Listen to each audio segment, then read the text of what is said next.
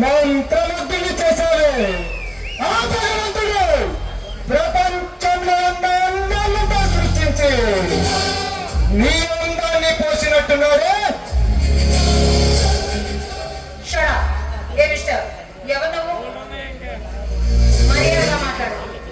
నువ్వు నేర్పిస్తావంటే నేర్చుకోవడానికి నాకేం అభ్యంతరం లేదు.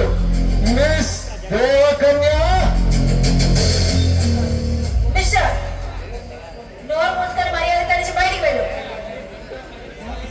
ప్రస్తుతానికి నిన్ను చూసుకోవడమే నా పని.